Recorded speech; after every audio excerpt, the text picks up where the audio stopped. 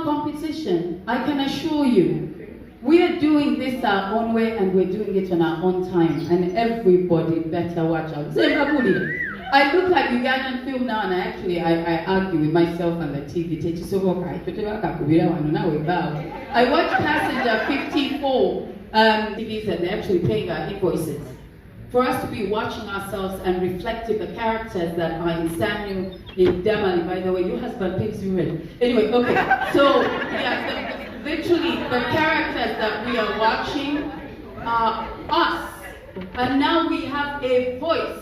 But imagine what we can do if we have the skills, the mentoring, the classes, the voice, the stories, I mean, we are,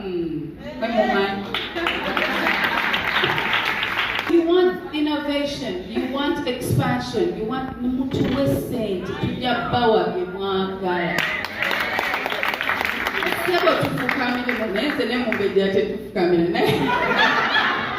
But on a more serious note, we do need a fund. Do you know what that does for us as filmmakers? We feel safe. It feels like having a safety net at the base of what you do. And we need that to be able to take the risks that you are asking us to take. Thank you!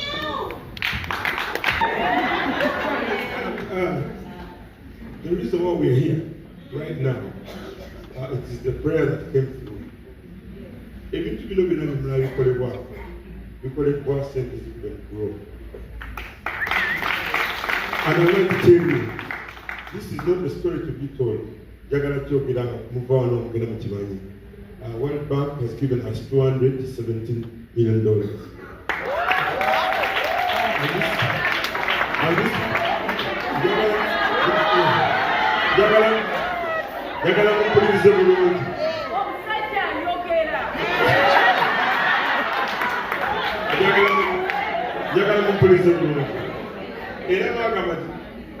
Sente zino zigenda kukola ku bakyala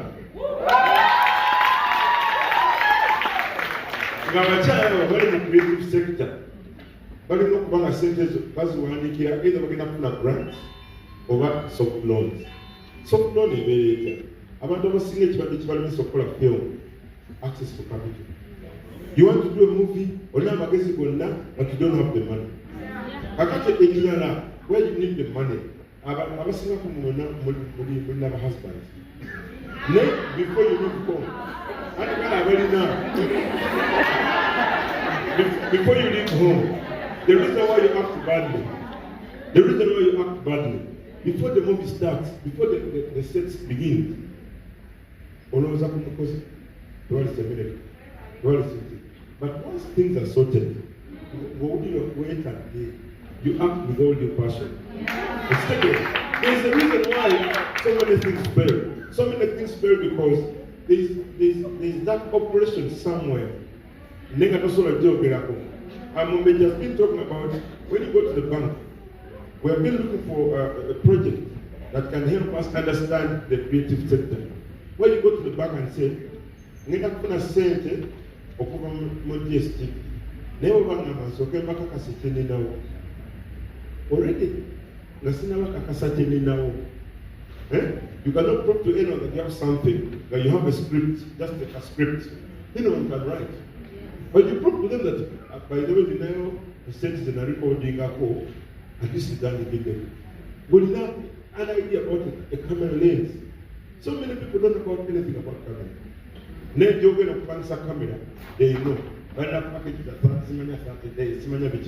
once they talk about packages, the package means money. And the money means preparing yourself. Let us work in associations. Because sometimes they may come to talk and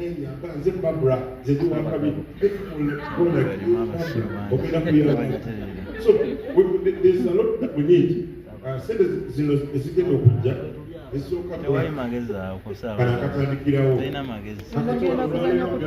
to thank all of you that have been here today. You are the witnesses of the beginning of the growth of the industry. So many people thought we were not organized. But let me tell you, right now, we're in full member parliament to make that argument. We are so organized Okumanya to organize. Other people are talking UNESCO the other side. Other people are talking World Bank this side. Which means if we use this system to work together, to interlink, we're going to get this film thing work. And you see, the money is there, but clever people eat the money. But for the first time, and you're going to take back a message to your friends. Let us study something called grow. Let us see what does PSFU do. Because PSFU is a private sector foundation for Uganda. Now I represent you as the creative director. Nze mmanyi obuzibu omuntu bw'ayitamu okuzanya film. Mmanyi obuzibu bw'ayitamu okuyimba music. But do you know that this is an interlinked business? When she acts her movie, by the way, this is my sister now. Tubonye. Nze nagenda okula nana kabebi.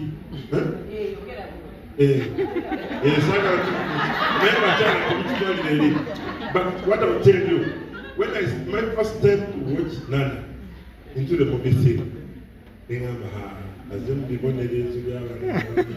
because I saw her putting her own cash. Pushing it to my chicken. But now, we're not to my chicken. And to my startup. And the startup comes from this organization that you've seen. And the organization does not begin as one. You cannot clap with one hand. You clap with both. So now we have people who are designers, volunteer. We have people makeup artists.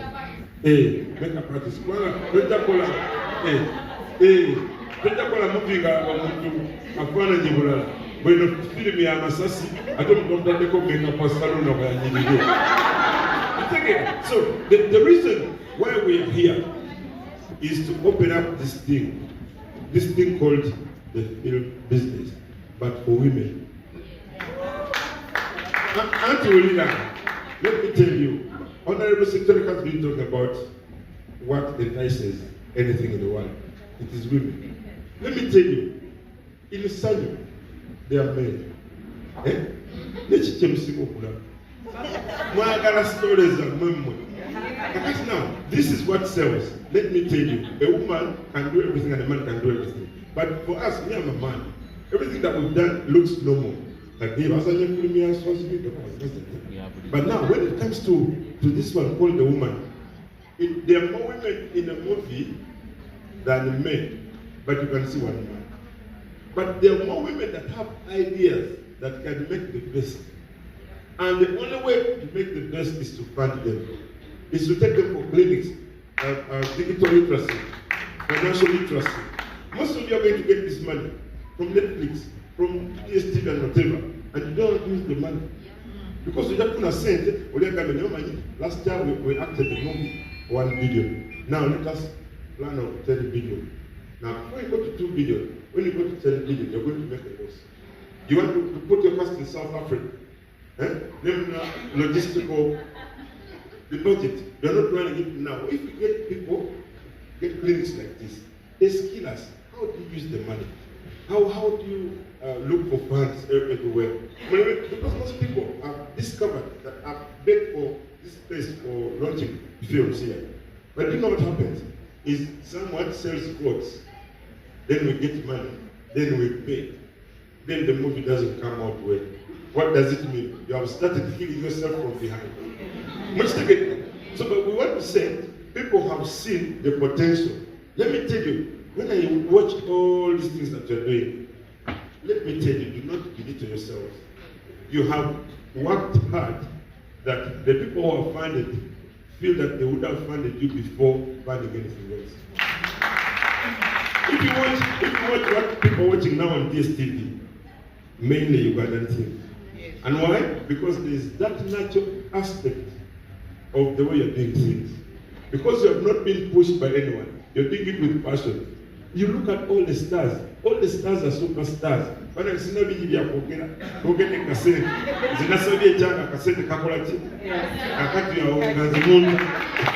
Which was, you don't remember it. Okay, you want your money? Bakuba. Bakuba. Mama Mariam Nagire, you know, she's producing Perfect Wedding. And I'm not going to let the cat out of the bag. Yeah, now I'm done. But we are with her. And of course, Doreen Miranda, who is sensational in Tamala. Yeah? Man, I'm even getting goosebumps, you guys.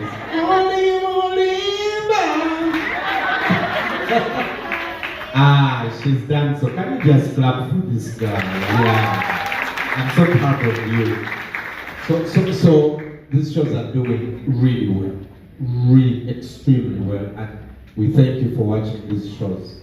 3 in February. And PM Local, which we just launched, is starting 1 year in January. So in just 5 years, we've done 3 channels. 3 channels, yeah? We've commissioned, licensed over 25 shows. So I'll tell you how we acquire content from producers. We have only 2 avenues. Only what? 2. Please listen carefully because I've also seen some comments on social media. Move. DM.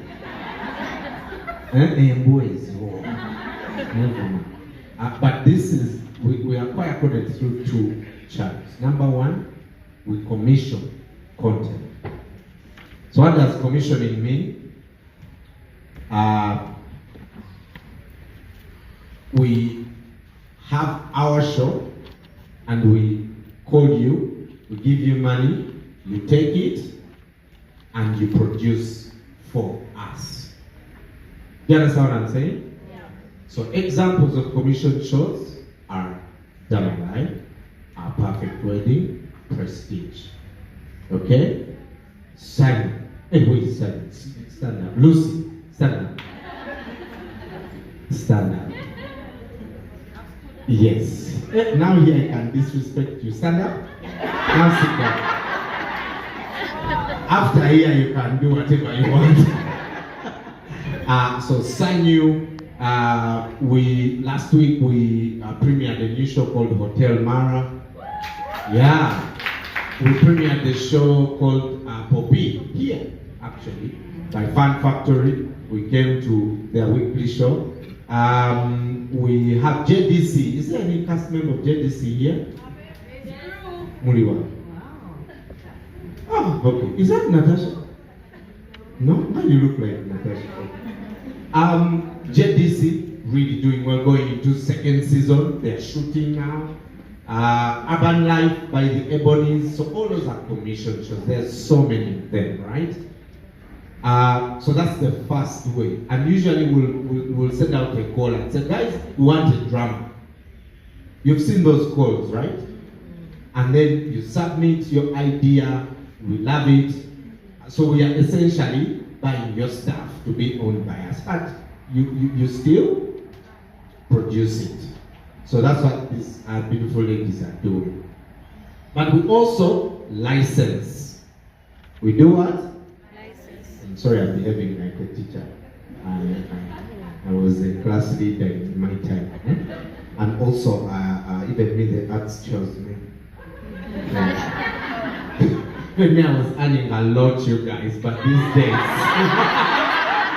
International diplomacy. Yeah, so I would have been an ambassador. But the arts were now, anyway, sorry, I'm wasting your time.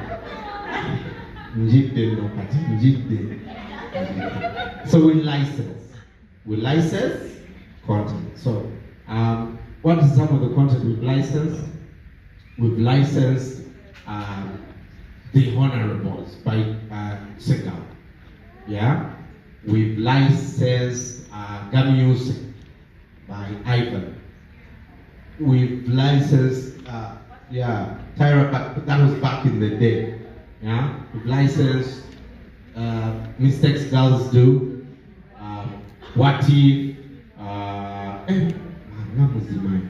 Hafland, you're not Now, licensing essentially is you have shot your content and then you bring it to us. So you bring your 1,000 episodes, whatever, you bring it to us. But if you like it and we, of course, air and all that content finishes, we can continue licensing you as you shoot. That's what we're doing with, for example, the Honorables with their music. Okay? Babida Nakato by Mama Halima and Nanduja. Akanyola Bicha by the late Katol Wama. And I would like to announce here that season 2 of Akanyola Bicha is returning. Akanyola Bicha is returning. Because even if Kato is no longer here with us, the show is fantastic. Yeah? And I'm glad that he trained his son to take over. Yeah? While he was still alive. The son was the producer of the show while Kato was still alive. Sarah, train people, yeah? Like all these people have trained you. Yeah, net that eye for you to train. So we continue to shoot those shows. So licensing and commission. That's the only way we take content. Yeah. Okay, so the last one. Oh yeah, that's why some they don't meet. Yes. Okay. We, without sounding so bougie, but I will, because I'm not speaking Ugandan English. No joke. Our mantra. Is your neighbor fine? I can't to ask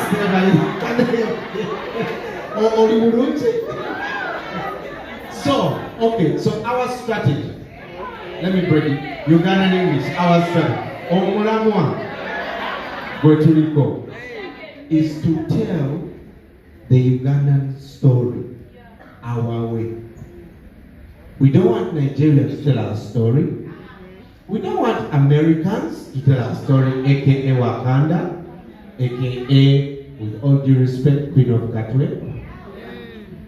We don't want people to tell our story. We want us to tell our story. So, generally, as multi-choice, what is happening, local channels are being established in the different countries where multi-choice is. So, in Uganda, we're actually the first country to have 3 local channels, because we're doing well. She got her business sorted because, you know, she has the advantage to work in an industry where things are developed, systems are developed. You have to get it right, guys. Now we saw films say you have to get it right. Yeah. So can we do that? I don't know if there's a member of URSB here. There was. Mubafideko. And they are willing to help. Okay? So please educate yourselves about those things, guys. When you come, I'll love your concept, and then I'll, you know, what some of you do, you go and get Mulondo and use Mulondo's company. Then you start fighting with Mulondo and sue each other.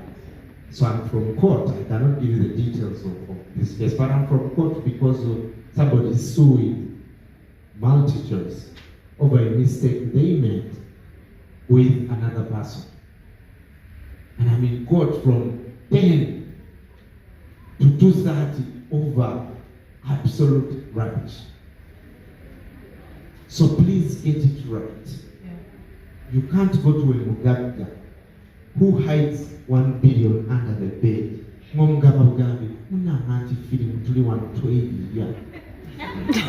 You need to crunch the numbers. You need to tell him that his 1 billion is going to bring back 2.5 billion. That's how Bagaga build their kids. Because Akede Ekolachi, Eleta said, and our thing can make that money. We are seeing people making, who was the later, I think was James Cameron, what's the name of the guy of Avatar? James Cameron. Was told the only way to guarantee you your next sequel is if you make more than $5 billion. I think in the first week. The guy made the money in the first week. And more. So he's guaranteed. Do you understand what I'm saying? But he has people who are business savvy, who understand that. So let's learn to do that part. And I commit, I will have more of these workshops through multi-choice to educate you. Yeah? Me, I grew up Tetwali Burundi, so I fear poverty. So I'll do anything for us to succeed. Finally, I'd like to challenge all of you here. I say it all the time. Stop inviting yourselves to industry events. Stop inviting yourselves. You are all actors here. You are producers, you are makeup, you are set. Where are your relatives? They should be seated up there. Entrance was free. Why didn't you call them? We know you are going to consume the work. I'm not broadcasting for you. Because I know you will follow it or you will work in any of these productions.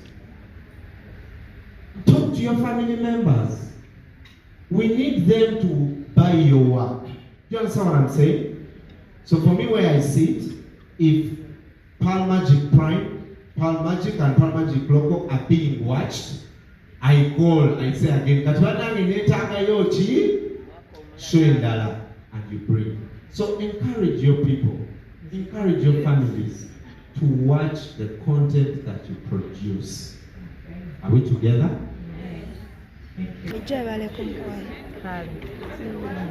Twasaba weeyanjulira abakulaba amanya gaffe. Nze atusasire Barbara, director wa Tassos Films Limited ne organizer wa this event. Yes, in conjunction with the Private Sector Foundation and Grow Initiative UNCC ya kuonyesha art fund. Yes. Twasaba otunnyonnyole ku ki ekigenda maaso era guno omulamwa gusinga kwata ku ki. Kakati twagenza okusanga okay, we really know nti mu industry yaffe olusi talanta zaffe tuzitwala nga talanta nti ekintu nkikola kuva ku mutima naye ng'ate okimalako obudde ng'olina okukiryamu. Okay?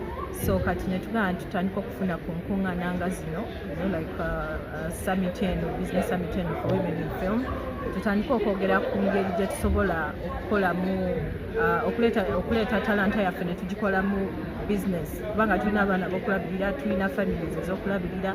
So twetegese tutya, tuyize tutya financial literacy. Buli omu mu nsi yonna alina okuyiga financial literacy. So ffe tufunamu tutya mweno industry, twetegese tutya okufuna funding financial services okuva mu banks etc. So omulamu ogusinze okuba omukulu mu kino ekintu nti twetaaga okuregistinga companies zaffe tubeere fully registered. So conversation enosigala nga egenda mu maaso. Yes, just a mindset change between and some of these things ofuna mu conversation nga zino ze tuba tukola ki tweyigiriza nti yeah fine azadde but is she talented, is she talented, how can you help her nti omwana asobola omulekawa omusasudde meka asobola okufunako omukozi asigale n'omwana ajja akole okozeyo nursing center esobola okubeera nga omwana asobola okubeera somewhere nga ina nursing center kuba kati most of the people that are on set are mothers, so sometimes nosanga nti bw'oba okoze that workplace change ogenda okusanga nga ojja kukifunamu nnyo mu abo ba actor kuba omutima gujja kuba tegubakuba ntoba because oluusi seti zaffe ziggwa mu sawa 6 sawa 7 ogw'ekiro ajja kuba nga mukakamu nti omwana lese ali kumpi So how have you been funded mu bino ebintu cause ndabe bangi nnyo abazze ate n'abakyala bangi bakyenyigiddemu mabegako women were only discriminated mu kino ekintu. Why is it that abakazi bakizeemu nnyo ate nga abakazi basinga okuteekamu amaanyi? Kiri mu government oba mwe mwavudde ne mugaka mukyeteeremu amaanyi? Twatandika event eno, then we reached out and to Private Sector Foundation through National Cultural Forum through Mr. Kazibwe Daniel Ragga Dee, because he's chairman of the National Cultural Forum. Ate ali ku board ya Private Sector Foundation. Ekintu ne bakyagala because sente ze baafulumiza oba ze bagenda okufulumya sente za bakyala, ate naffe tuli bakyala twategesa ekintu kyaffe, so ne bakyagala nnyo ne bagamba yes, financial literacy is very important because this is financial skilling. So nabo, you know, there are many people that are willing to support women, you know, women in film, so that is what, you know, is happening. Yeah. Okay. Tusuubira kino ekintu kigenda kukomawa oba kina limit oba tujasigala tukola such events because ebintu bye tulina okwogerako mu industry bye bingi. Owulidde mami Mariam Dagiri abadde ayogera ku Arts Council nti twetaaga okwekolamu omulimu ne tufuna Arts Council ne tuba nga tukolera wamu tusobole okuba nga twepositioninga okufuna n'okufuna engeri gye batuteeka mu budget, mu national budget, you know, nga tulina Arts Council ezo funds ziba easy z'okulobinga, so the conversations zetutandise tugala twewaddemu omwaka maybe, you know, what could happen, you know, so buli kimu tutandika ne conversation then nolaba gye kiraga, but yes tugenda kuddamu tukole such conversations. It may not be here or in different places, but yes tulina omulamu gwe tuliko and we want to achieve it. What does it take for someone to join, or it's free entry?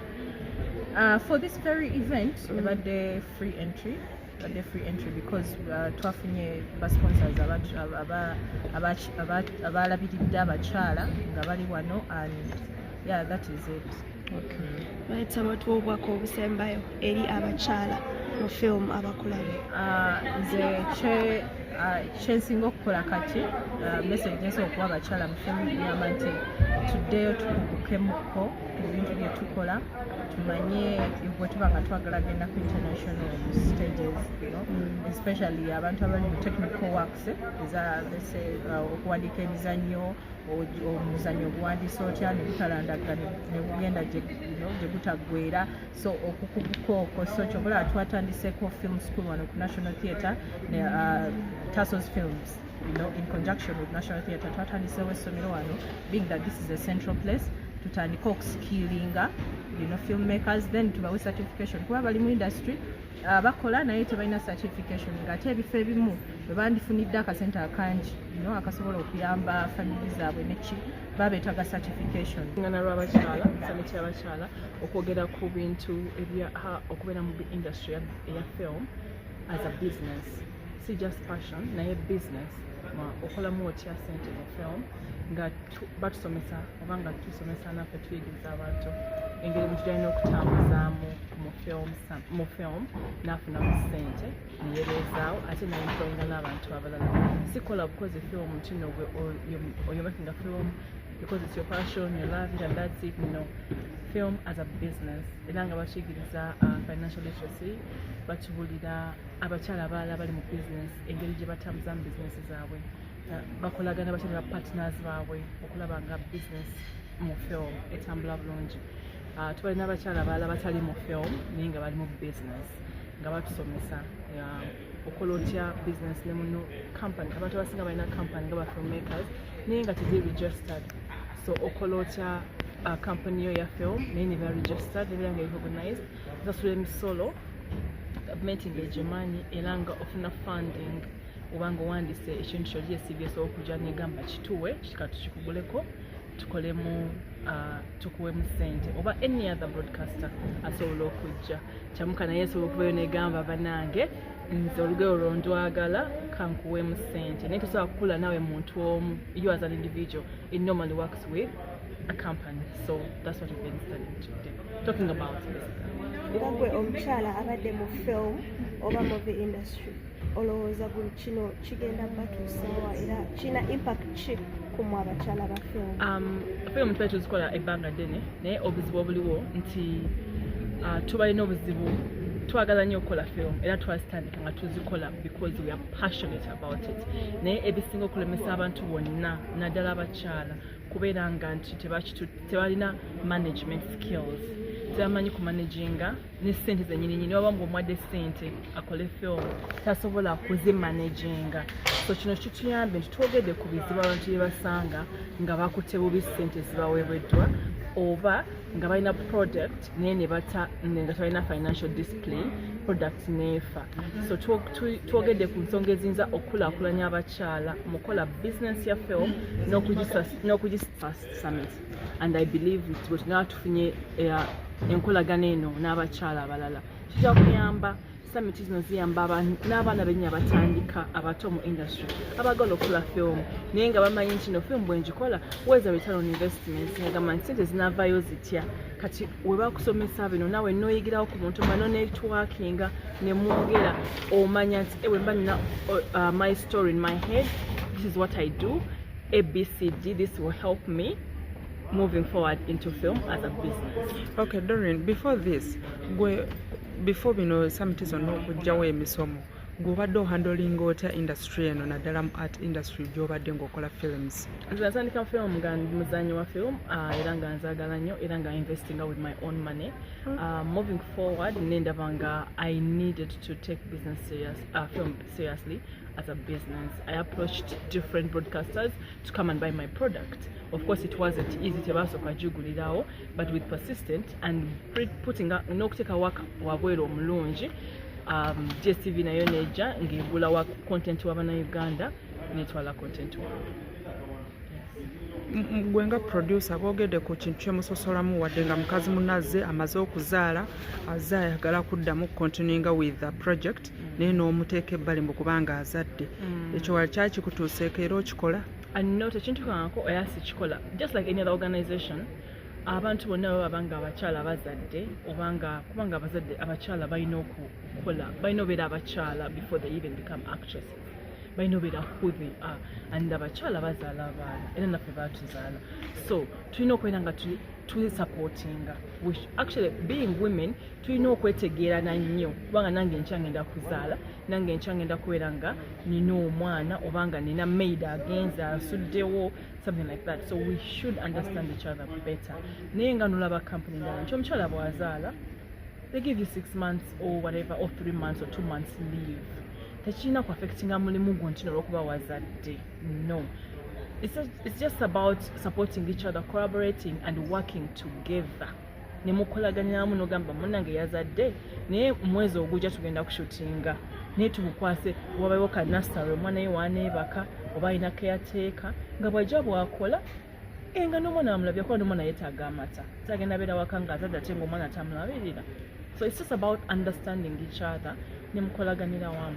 Kino ekintu bakitalo ky'abakyala kwagala kukwatagana nze bwe ndaba abakyala twewalana waliwo awalana Damala Doreen ng'akoze ekintu ekiri Damali nga bw'omulaba atambula ng'akuwalana nze ndowooza kino ekintu baakirese mu abakyala mube nga mukwatagana wadde gundi alina kyakusingako baako ky'omuyigirako bwe kiri oba si bwe kiri?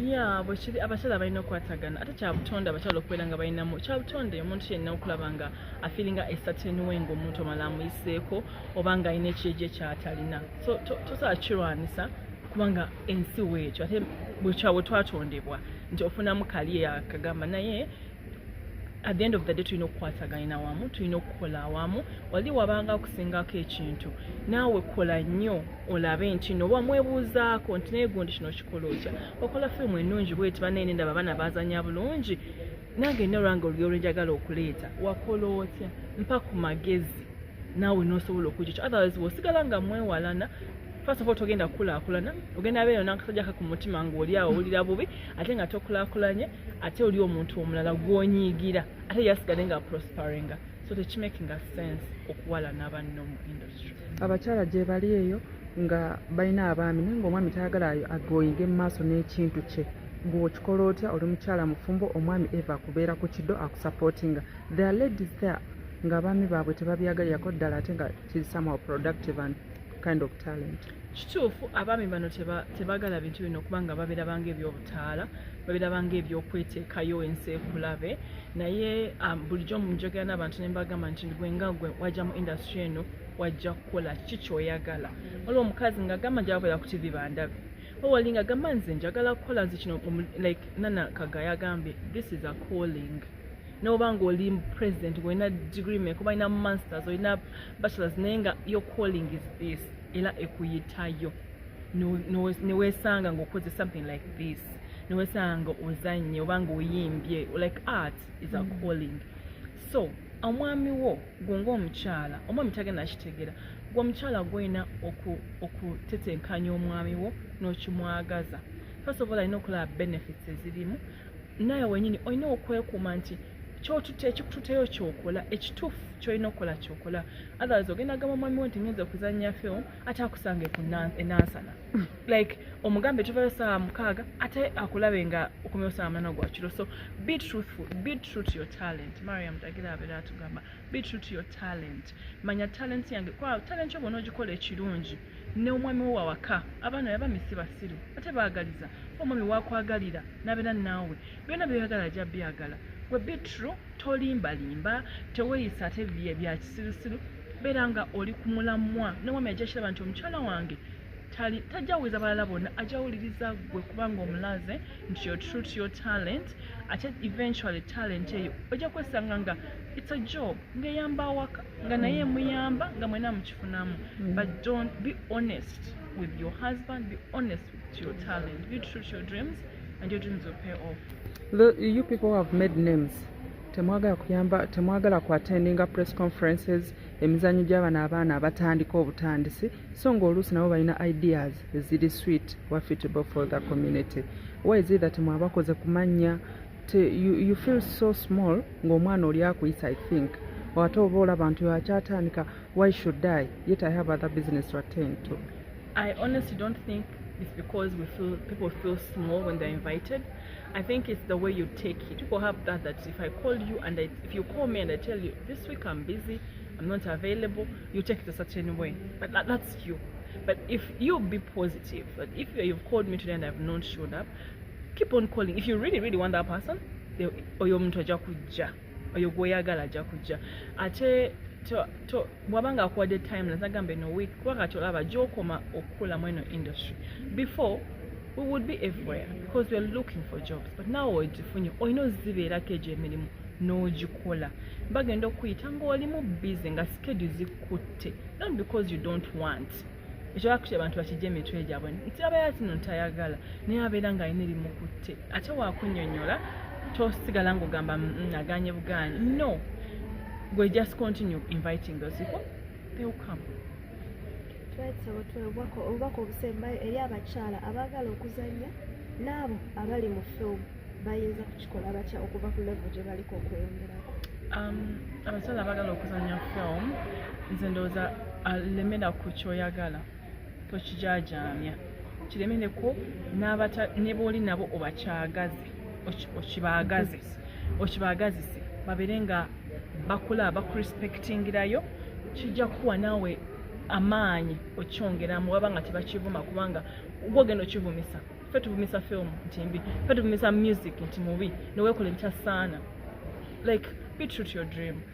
Beera nga ekyo kyoyagala research genda mu auditions ngwe bayita auditions genda esize akusasulira auditions should be for free.